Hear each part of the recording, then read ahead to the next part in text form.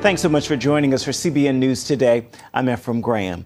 The FBI is investigating 3 American girls accused of trying to join ISIS. Authorities intercepted the teens in Germany, and today they're back with their families in America.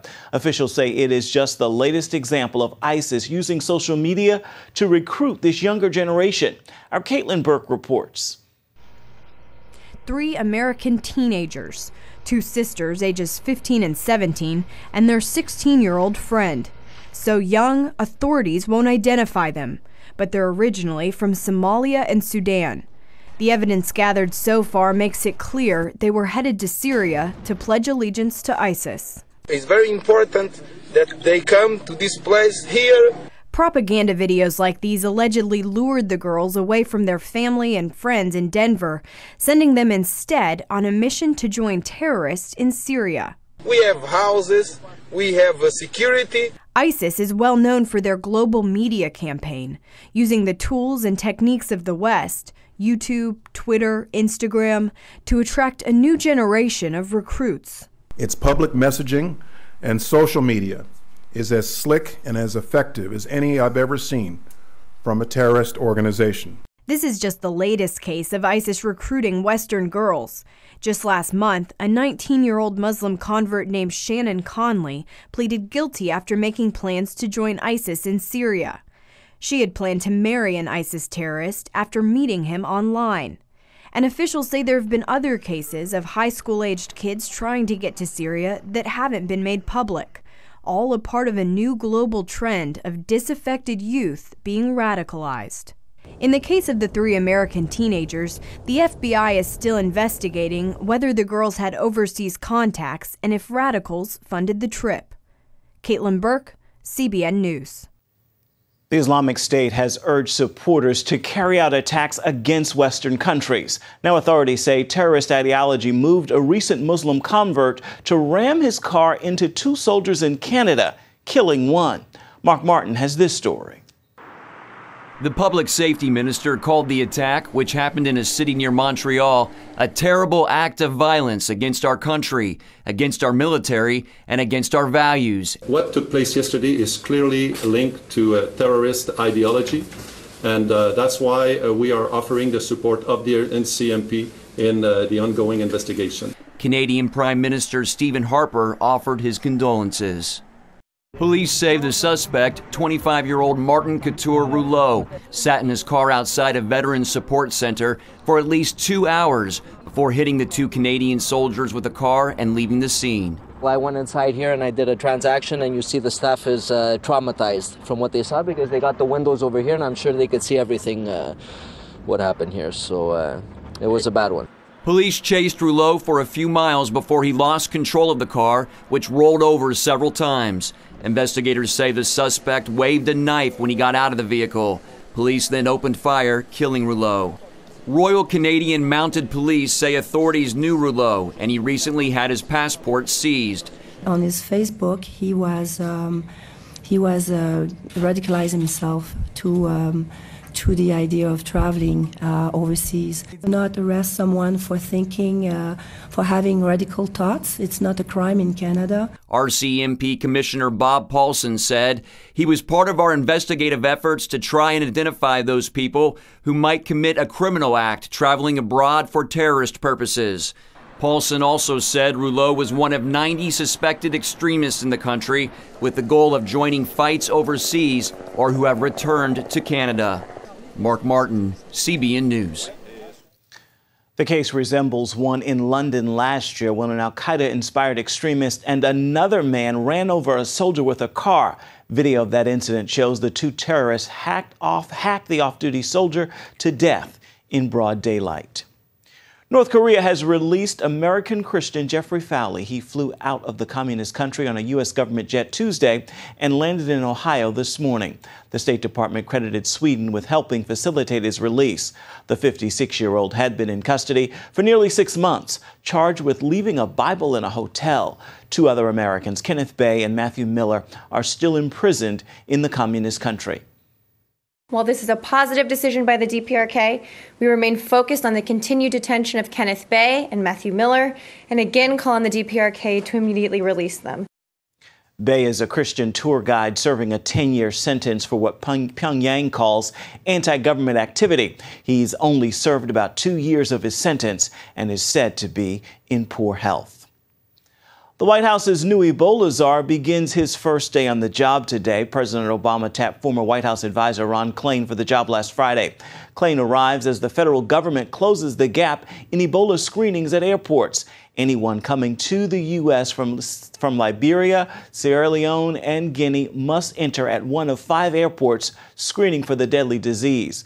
With moves like this unfolding, a leading Red Cross official says the Ebola epidemic can be contained within 4 to 6 months. The sex services website Backpage.com is asking the Washington State Supreme Court to throw out a lawsuit filed by 3 young girls who were sold as prostitutes on the website. Backpage alleges they didn't write the ad, so they're not liable. But the victim's attorney says the website is a willing participant in trafficking because it provides pimps with instructions on how to write ads and to sell escort services. The mother of one of the victims says traffickers captured her 15-year-old daughter and sold her for sex using Backpage. And I remember just begging her to come home. Please come home. We can fix this. They need to stop. What they're doing is not only illegal, but it's immoral. The largest website in human trafficking in this nation. A similar case was filed against Backpage last week in federal court in Boston. A previous case in Missouri was dismissed.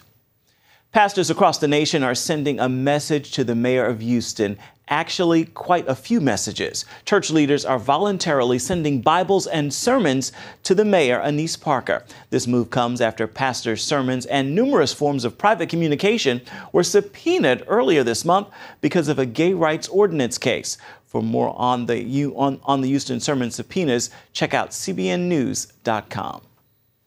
Senate Majority Leader Harry Reid is one of the most powerful men in the country and one of the shrewdest politicians on Capitol Hill. Critics say he single-handedly brought the Senate to a standstill, and his radical agenda has hurt America, so says critics. Reid isn't up for re-election this year, but he's still playing a huge role in the midterms. As Paul Strand reports, he's become a big political issue in many races. You'd think those in the nation's highest legislative body would want to be there so they could legislate. But little of that's been going on in the Senate these days. Some here in Washington have talked about a do-nothing Congress, and that could certainly be said of the Senate. And the reason for that pretty much comes down to Harry Reid. Washington political observers like John Hart say Senate Majority Leader Reid's near total clampdown on votes and amendments is historic. He's blocked senators from offering amendments more often than all other majority leaders combined in our history, ×2. So why would the man who controls legislation want to stop the legislating? Hart says one reason is politics. He has used and abused that power to protect his own vulnerable incumbents from casting tough votes. That way, say Hart and others, those vulnerable Democrats can't be held accountable on the campaign trail for votes they never had to deal with. Hart says there's hardly a crucial national issue Reid hasn't had the Senate dodge. Issues like the Keystone Pipeline, tax reform, the size and scope of government, Obamacare, on issue after issue, his primary goal has been to protect his own party members, governing to win the next election above all else. The Institute for Liberty's Andrew Langer says sometimes not holding votes can be a good thing because it can stop more government spending, for instance.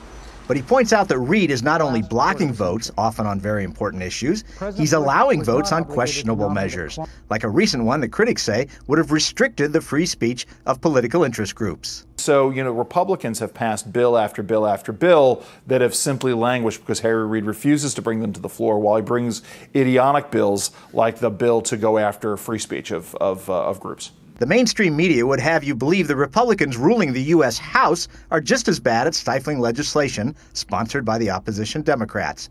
But Hart says the numbers in the Senate prove otherwise. Since July of 2013, there have been 14 votes on Republican amendments and hundreds filed.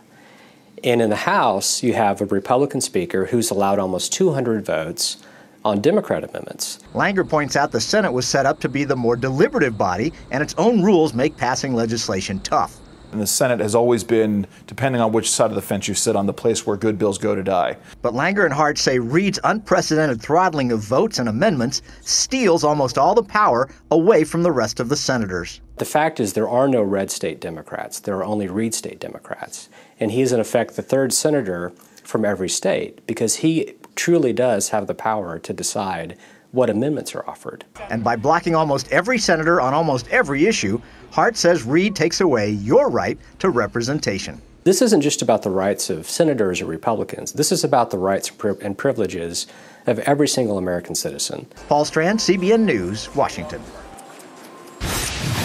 Coming up, a matter of life and death. Johnny Erickson Tyler responds after a woman with a brain tumor vows to kill herself. A 29-year-old woman is choosing the day she dies. Brittany Maynard was diagnosed with terminal brain cancer shortly after she was married.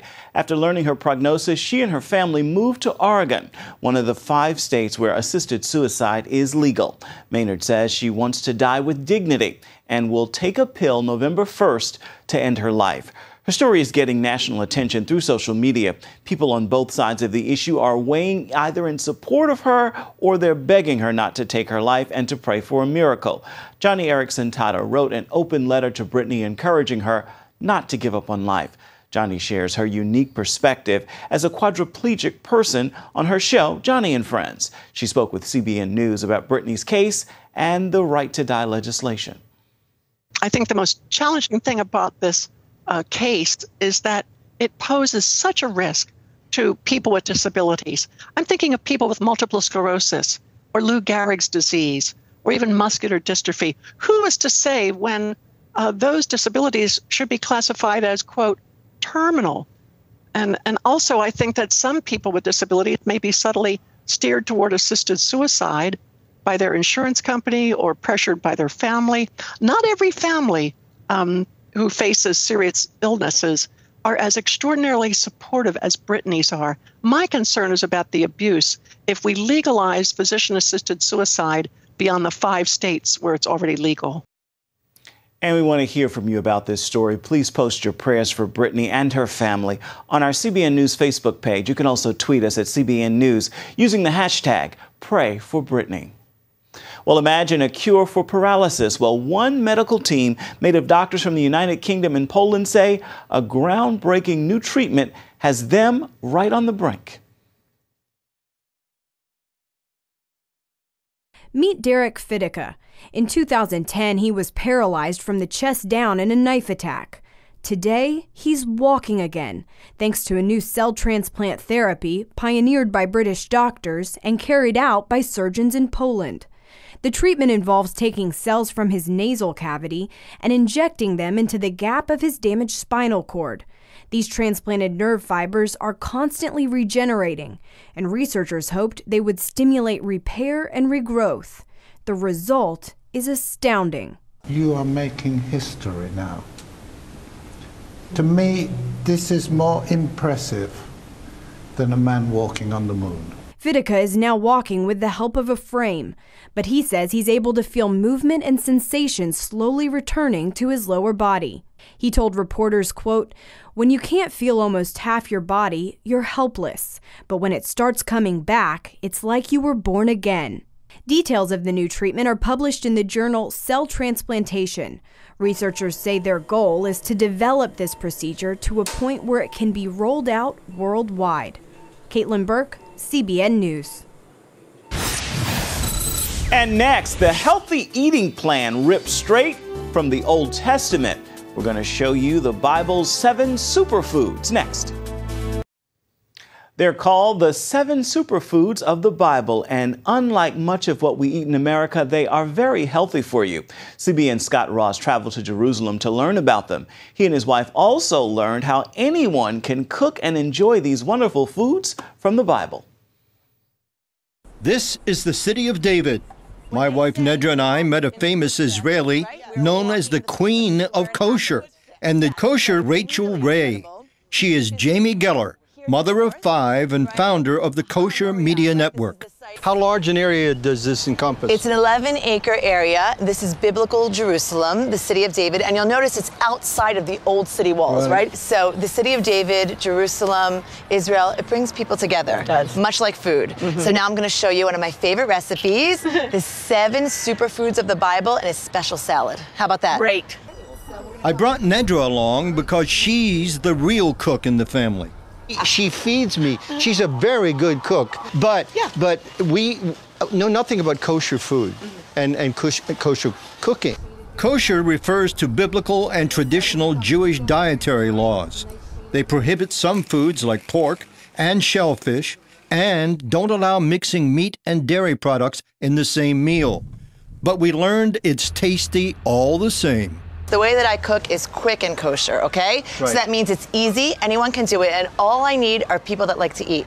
We love to eat. Can you do that? Yeah. Okay, fine. And what's special here, forget about kosher, we're doing a recipe inspired by the 7 species, the 7 foods that are superfoods of the Bible and of the land of Israel. Superfoods? Yeah. Will this make me a super person, It'll man? make you strong like Popeye, it'll make you healthy, your doctor will be happy, your wife will be happy, you'll eat good. The 7 species come from the book of Deuteronomy, which says the Lord your God is bringing you into a good land, a land of wheat and barley, of vines and fig trees and pomegranates, a land of olive oil and honey. Shivat Haminim, which translates to mean the 7 species. So this is the Shivat Haminim salad. Okay, fine. So we're going to start by our wheat that we're going to use is bulgur. So would you mind to help me, Nedra? Sure, what would you like me to do? Just put that right in here. And yes, into a hot pot, we're going to put a little bit of oil, just a touch. You make bulgur like you would rice. So you toast it up just a little bit in a hot pot. Now, this is the magic of television, right? We got a finished thing right there. We did it. Before we get to toss it all together, we're going to make our dressing. So you want to help a little bit, Scott and Edric? Here, we have olive oil. Okay, do you want the whole? Please, put it all in. Okay, this is a little Dijon mustard. That's just for a little flavor, right? He loves mustard. Right, okay, fine. Okay. So Dijon's good. Now, what we have here is one of the special foods of the lands of Israel. Date honey. Dates are one of the sweetest fruits in the world. Tons of fiber, that's what we're talking about, these superfoods. And date honey has been used for thousands of years to sweeten things naturally. A little red wine vinegar, right? Because grapes and wine, they can do it. We got a little bit of, salt and pepper. Okay, now we whisk. Who wants to whisk for me? He can whisk. Okay, whisk it up. Well, Mr. Ross. Okay, gorgeous. How long do you whisk? That's it. Yeah, it's good. Emulsified, nice, so everything's emulsified. You don't want to see any chunks of Dijon anymore. Yeah. So that just pulls that together. So now, before we assemble our salad, I just want to show you, this is dried dates. Okay. And then you just slice your dates like this. Okay. Okay, fine. So that's how we deal with our dates. You can use fresh or dried figs, but I just wanted to show you guys a little bit of that. Good. Would you please, Scott, bring over the beautiful serving plate. Then we can set our bulgur, is going to be the base of our salad. Right. So we're going to put on our dates. They're a little sticky. So you'll excuse me, you want to help me? I put in the grapes, the superfood of the grapes, right? They've got lots of antioxidants. When pomegranates are in season, we would use the seeds of a pomegranate. Here we've got our figs, another one, right out of the Bible, onto our beautiful They look salad. like anchovies. Right, you said that. That's not one of the superfoods, but if you don't like, we can put it on, you know? So we pour on our dressing on top, right? Okay. And it's beautiful, right? It's a nice salad. It's really nice. But now look at it. Boom, boom, boom, boom. Yeah. Right? Wow. They think you're the in power the of a little green. Yeah, totally. It looks like we worked hard on this. Yeah. How long did that take us, guys? 5 minutes. Okay, would you like to taste? Of course. Okay, so let's share this together, right? Shall we? A little for you. Okay. A little more, Hardy. They got a spoon over there. Okay. A little for you, Miss Nedra. Thank you, dear. I want you to get all of the superfoods. It smells nice, it's fresh. So shall we? Yes, we shall. Okay. God bless this and help me. Amen. Do you like? It's different, right? Enjoy. I'm so happy that you like. I mean, right now you're eating a superfood salad with foods from the Bible that's delicious and good for you. So that's like the best combination. Oh boy. Well, I wanted to give you guys a present. Can I do that? Sure. Okay. I have a new book. Wonderful. Called Joy of Kosher, Fast, Fresh Family Recipes. I may end up going kosher. You never know. Well, you know what? You don't have to be kosher to love kosher. I understand so that, in theory, this was a kosher salad, but come on, it was delicious, you know? It looks beautiful. And there are lots of wonderful Israeli recipes in here, hummus, falafel, there's lamb kebabs spiced with cinnamon, cumin. And so don't be scared it's kosher. Don't be scared it's Israel. Don't be scared. You know, I try Italian recipes. I try Indian recipes. Let's do it. Let's get together around food. Scott Ross, CBN News, Jerusalem. Archaeologists in Jerusalem have discovered a rare Latin inscription from the Roman period just 100 years after Jesus. It's the time when the Romans were trying to erase any trace of the Jews from the city. John Waggy has the story. The 2,000-year-old one-ton stone was dedicated to the Roman Emperor Hadrian. We have preserved enough letters and words that we can figure out the name and the titles of the emperor and by whom the inscription was dedicated, and probably the entire monument was constructed. The 10th Legion dedicated this arch to Hadrian upon his 14th Tribunicia Potestas. That would be 130 of the Common Era. The Israel Antiquities Authority discovered the stone during a salvage excavation between a mosque and a church near a busy Jerusalem street. Found in a Byzantine-era site, the ancient stone had been recycled to build a water cistern. I think it's very significant because it's hard evidence of an official construction project that was carried by the Roman army for the coming of the emperor to the city. Excavation director Dr. Rina Avner says there's more that the stone does not reveal. We don't have the new name of Jerusalem that was given by Hadrian, and we don't have the indication of the change of the city's status as a Roman colony. Hadrian ruled the Roman Empire from 117 to 138 AD. He renamed Jerusalem Aelia Capitolina after his family name and built a temple to Jupiter on the ruins of the second Jewish temple. It was a policy to Hellenize the land and erase the Jewish past. The unanswered question is whether Hadrian provoked the Jewish Bar Kokhba revolt from 132 to 136 AD by building pagan temples, or if he built the temples to punish the Jews. The other half of the stone was found nearby more than 100 years ago and is on display in a museum in the Old City. Avner says it's always exciting to find a direct physical connection to the past. John Waggy, CBN News. And that is going to do it now for CBN News Today. You can find more of our exclusive coverage of the issues you care most about at cbnnews.com. Take the time to tell us what you think about the stories you've seen here today. You can do it on Facebook or at CBN News on Twitter. Certainly hope you'll join us again right here next time. Make it a wonderful Wednesday, everybody.